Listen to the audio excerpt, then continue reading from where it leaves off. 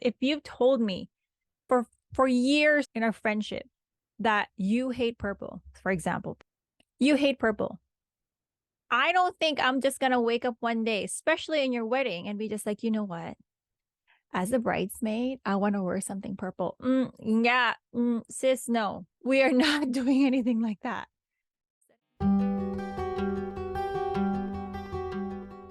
Do you want to stay grounded, less triggered, less annoyed, and mindful throughout your wedding process? Well then, welcome.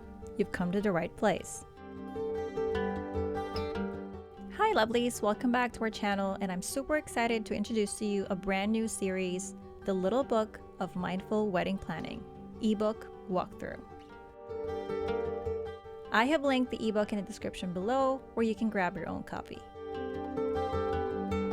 In this series, we'll explore and dive deep into each chapter. So, if you're getting married or is close to someone who is getting married, or is just altogether into mindfulness, then this series is for you. Join us every Mondays, Wednesdays, and Fridays as we journey through the little book of mindful wedding planning, chapter by chapter. Before we get on this week's chapter, don't forget to hit that subscribe button and ring the notification bell so you can never miss an episode. Together, we'll create moments of mindfulness amidst the demands of wedding planning. Hello lovelies, welcome to today's episode, and today is chapter 4, Do Not Cross This Line. Let's read it together. First, your red tape act. Establish healthy boundaries to protect your well-being during the wedding planning process. This is not to say don't get anyone involved or be rude, but just give them enough involvement to keep you sane. Clearly communicate your limits to your loved ones, vendors, and anyone involved in the wedding planning. This can be done respectively and also creatively. It does get tricky sometimes because I feel like when people start suggesting things and, advocating for things that they truly believe in, and I'm sure everyone that's coming at you, giving you suggestions and asking questions or giving input, they're all coming from a really good place, right? Like this is not because, some of them are really annoying, but for the most part, they're coming from a really loving place, right? They know something and they want to share it with you. They have experience about something, they heard something about something from someone down the road, and they just want to share it with you. It's not that it's a bad thing. It's just that sometimes it's a little bit overbearing. You can say something as simple as, hey, this is something that, say James is your partner's name, or whoever. Let's just say James for this example. James and I are really going to talk about this because this is really important to both of us. So I'm going to have to take your information. That's great. Thank you so much for sharing it. But I think really James and I have to go deeper into this conversation and look into this further, and then we'll go from there. So we're not dismissing anyone. It's also good to say, yeah, no, that's not for us. I've said that in previous chapters where I'm just like, you can say that's not for us if you really know that it's not for you. But there's also nuances, because sometimes people who give this advice or give suggestions or want to get involved are really dear to you. They're really close to you, probably from your childhood, whatever the case may be. And it's important that you show them respect. I am not about, again, if we've said there that you don't have to be rude. You don't have to stop everyone on their tracks and be just like, nope, nope, I'm not hearing anything. We can still pay respect and be respectful and say, you know what, that's really a great idea. I'll talk to James about it and we'll see if that's something that we can consider. You don't have to make decisions right away. You also don't have to turn them down right away. We can just let those thoughts just flow around. Just take it, okay, that's a good idea. Oh, wow, then yeah, maybe that, maybe this. Or towards the end, I've also said there where you can also do it creatively, and I'll read on. I remember one of our previous brides was really firm on walking down the aisle by herself, but her mom and dad wanted to walk with her.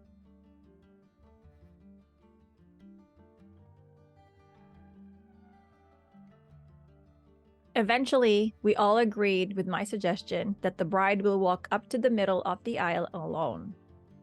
And the parents will then be waiting there to meet her so they can walk all together towards the altar.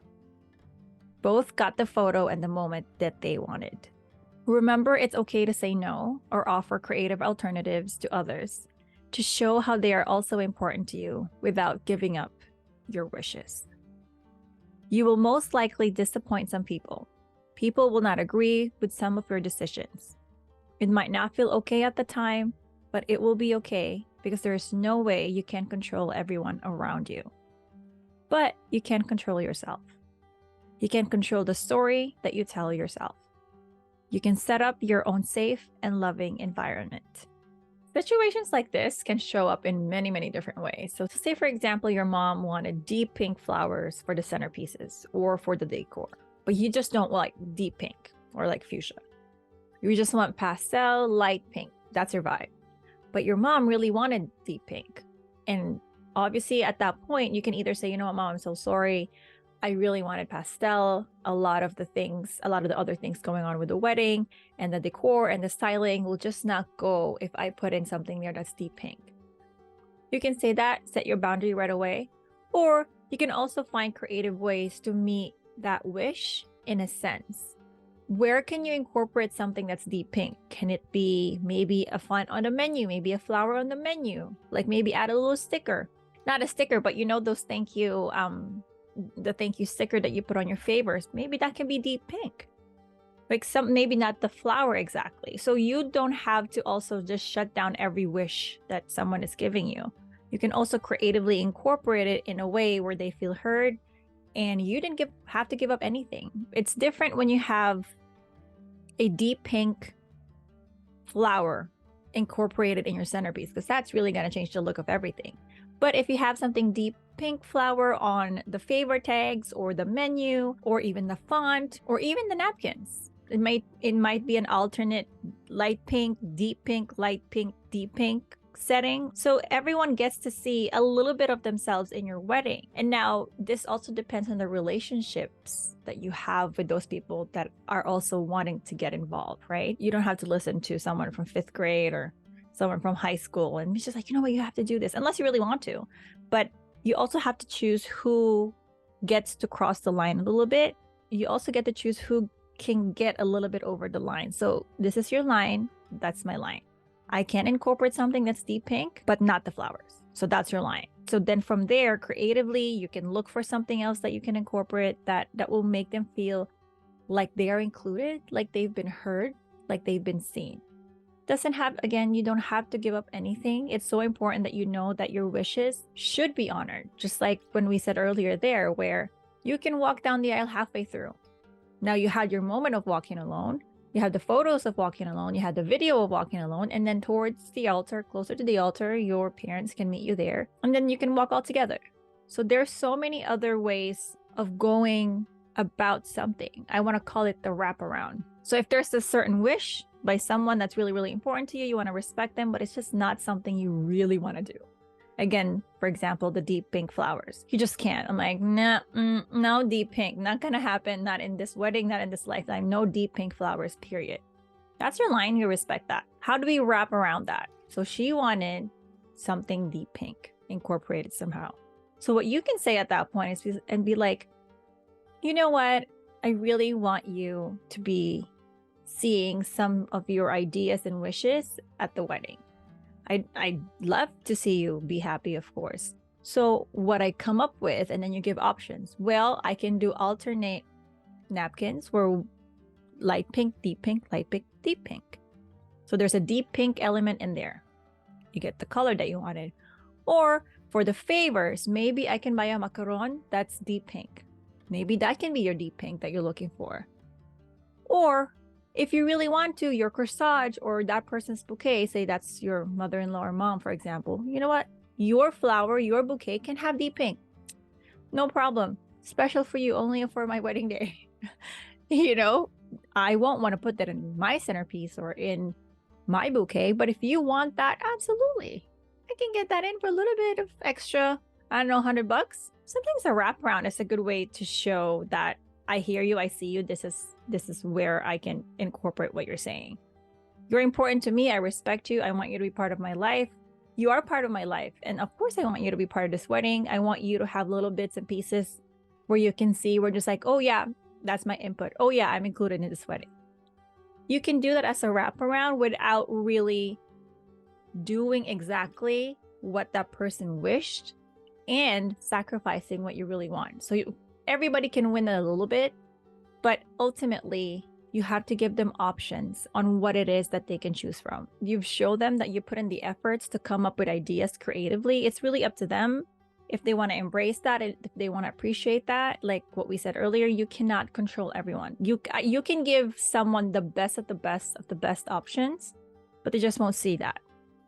Again, there's nothing we can do about that. But you know, in your heart of hearts, in your soul of souls, that you have not just shut them down. No, it's just shut down. We didn't just shut them down. We looked at it, we considered it, we made sure that they feel seen, they feel heard, but also make it known that this is your line. You cannot go past that. There's just no way I'm gonna put that exactly the way it is. But here's a wraparound. Let's talk about it. People might be disappointed, maybe disappointed, but there's just nothing we can do about that. Like, you will be disappointed. People will be disappointed no matter what. You will be disappointed no matter what. There's just no way around it. You can't control people. People can't control you. You can only communicate at a creative level, at a kind, creative, graceful level. That's where your level is at. And if the other person is a little bit stubborn, we're just like, nope, I just want this. There's no other way around it. There's really nothing we can do. We just have to figure out a way that the person's heard, seen. Again, if that person really matters to you. If not, we can just shut it down. We can just be respectfully shutting it down. Be just like, yeah, no, that's really a great idea. It's just not for us. Period. It's hard. It's really hard. But we have to try to be okay with people being disappointed in us, because we've already done everything that we can. We can't please everyone. I mean, this is like, I'm like a broken record. We just can't please everyone. People are going to be disappointed. I can't control anyone. I've already tried my best. I've offered you solutions. These are the things that you can do. But sometimes when people are presented with solutions, creative solutions for that matter, they don't see and appreciate it because they're so fixed looking at the problem only. So if the problem is you don't want to incorporate what they're saying, say again, the deep pink flowers, for example, earlier, they're just focused on that. This like laser focus. It doesn't matter. She disrespected me. She doesn't love me. She doesn't even care about how I feel. She knows it's important to me. And it becomes all about them. But you know that you have a line. You've already done everything. You've respectfully given wraparounds, creative ideas. You made sure that you gave them the floor so they can tell you how they feel and what their opinion is. But there's nothing there. Know that, and I know it's so tempting to be just like, you know what, just put it in. I don't want to deal with this. It's so tempting to do that. So tempting. But you know what? There was this counseling session that my husband and I went to, and that they said that sometimes when you give in, it might solve the problem at that moment. But what it does is it also planted a seed of resentment. So you might feel like, I had to do that because so-and-so said that, and I don't want to ruin a relationship. So I just had to give up what I wanted. But how will that make you feel though? Like throughout the years that you're facing this person, you're always going to be just like, ugh, it's always going to be that person's decision over mine. You're establishing a relationship. It's hard. It's tricky. It's a little mucky sometimes. If flowers are super important to you, say your dream. Okay, we're talking about, I know people sometimes say, oh, it's just flowers. Like you don't have to make a big deal. No, it is a big deal for me. My wedding, I've dreamt about this. I really wanted this. I wanted to have pictures around these flowers. This is the flowers that I've been dreaming of. It's the flowers that I've been dreaming of. I don't think it's that fair that someone who knew that this was my dream, who knew that this was really important to me, will tell me not to do it. Or at least, at the very least, not work with me so that I can have a better relationship with that person. Relationship is a two-way stream. So just know if you're letting them cross the line, there might be some resentment there, unless you're really happy to give it. See, at the moment, sometimes, again, it really feels happy, but 5 years, 10 years down the road, that might not make you really feel good. And I also want to speak quickly to the people who wanted to get involved. Of course, the people that are getting married want you involved, if they love you and you had a really good relationship, but also understand that it's their wedding. Maybe if they don't give you exactly what you need, you have to be open to coming up with other ideas. The people that are getting married are already slammed with so much things to do, to think about, decisions to make, and they want to make sure everyone's happy too. But it's their wedding. It's ultimately their wedding. So we have to respect that. Respect yourself enough and love yourself enough to be okay and comfortable. I know it's so hard. It's so hard. It's easy to say, but it's so hard. That people will be disappointed and people will be sad because you didn't take on whatever it is that they're offering or whatever it is that they wanted to be involved in, because you are very clear with your line. You're very, very clear with your boundaries, and you know that for a fact. And I think sometimes here's also what happens. If you have a relationship with this person, but you've never really set a boundary, all of a sudden your wedding, you're like so guarded. All of a sudden you're like, yeah, no, I'm very, very clear on what I want. They won't recognize that. They would take that a little bit in a way that, hey, all of a sudden I can't get involved, right? Because you have not set boundaries before. So they're used to that person that just like, that's open, not a bad thing. But before, in the past, in the previous relationship, prior to the wedding itself, you might have been really open to a lot of suggestions. Like, you're going out, it's your birthday party. Oh yeah, that's a good idea. I'll do that. Hey, you want to do that? Yeah, okay, you can do that. So there was not a lot of setting boundaries and like making sure that there's a line where people can cross. That was not there before. And all of a sudden, now that you're getting married, you're like, no, I'm very, very sure that this is exactly what I want. My dream about this wedding is very, very firm. Like, I know. What I suggest is that early on, even before getting engaged, but you've already talked about the wedding, say for example, or like settling down, prior to the actual wedding planning process starting, you can already drop hints for everyone around you, your friends, your family, both families, both friends, like group of friends. You can already plant seeds about your boundaries. So when the wedding comes, it's a little bit manageable for you to stand your ground. Because if from the beginning, you're always open. We love their input. We love how they're all involved. And that's great. But from the very beginning, drop hints and plant seeds. Oh, you know what? I love pastel. I don't think I want to go anything else. I really love pastel. That's where I'm going for. Drop hints. So when someone suggests something that's not pastel, they know. They know it's going to be hard. They know. Plant seeds, drop hints on what are the things that you're already firm about. Yeah, no, I'm only going to serve, well, you want Chinese food, like a 10-course meal. I know, I'm so set. That's what I wanted. It's going to be hard for someone to sell you to have steak if you've already planted seeds that that's what you wanted. Now, you can change your mind. It's your wedding. You don't have to marry those, okay? But even the fact that you're already dropping hints that you are already firm, that what you want is what you're going to do. If someone suggests something, it's going to be easier. It's going to be easier to negotiate. It's going to be easier to say, like my example earlier, yeah. If you want some deep pink there, I can put some napkins in there that are pink, that are deep pink. I can put some favors in there that are deep pink, maybe pink cookies, deep pink cookies. I don't know. Or maybe in the bridal shower, I can get some deep pink flowers somewhere else. Maybe your bouquet can have something else like that.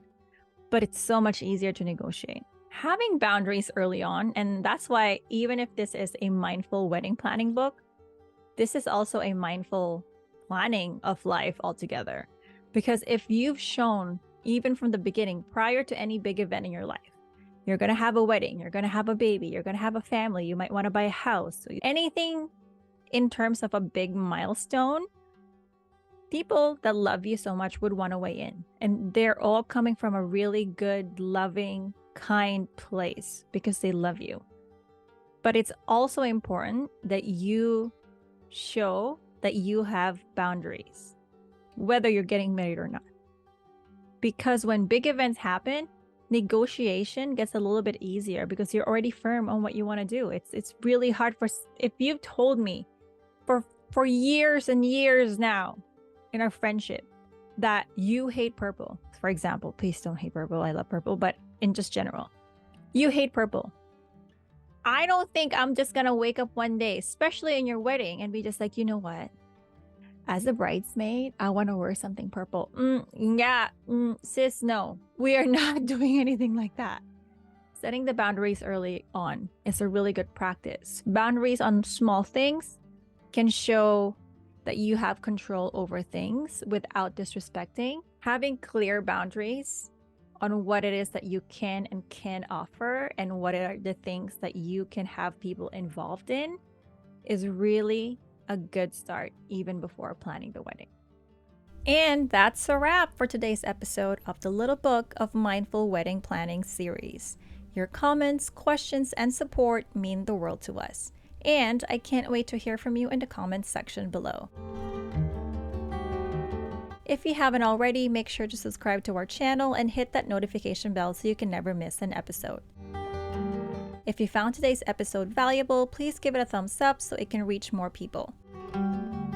Thank you so much, lovelies. See you on the next episode. Bye!